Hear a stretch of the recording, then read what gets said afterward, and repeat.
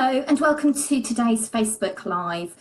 Today I'm going to be telling you how children know which sound to use for the letter A when they encounter it in an unknown word. So here we've got a few words which contain the letter A. First, I would suggest that children use the sound A. So in this word here, they would sound sp or at, splat. Does that make sense? Yes, it does. In this word here, again, we would suggest that they start with the sound A. So we'd have ak or n, acorn. Does that make sense?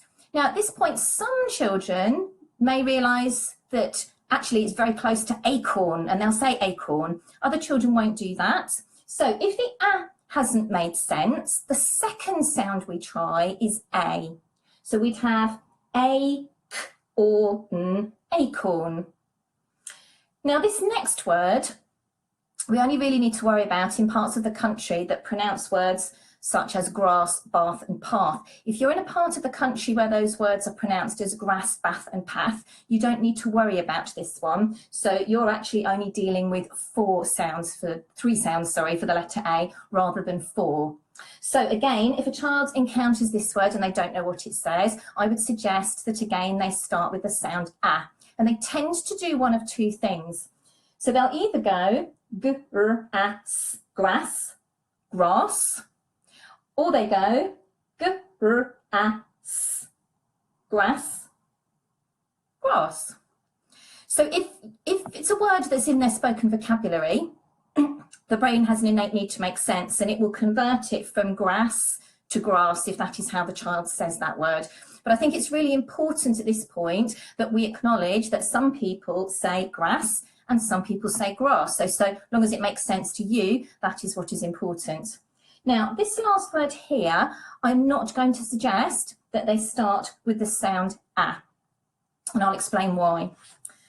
So we have four words on this sheet here in which the letter A is making the O sound. And the reason it's making an O sound is because the sound just in front is a W. So we have W, W, W. And if you listen carefully here, in Q, you might hear the W sound as well.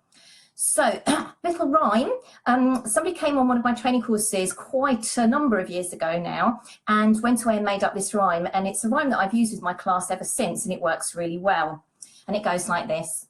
After a W sound, A says O. So if we sound these words out, we have W, O, S, was, W, O, nt, want, W, O, t, what, and squ, O, sh, squash. So if we go back to this word here, if a child meets this word and they don't know what it says, I might say to them, what sound does this word start with? Oh, it starts with W. How does that rhyme go? After a W sound, A says O. So let's sound it.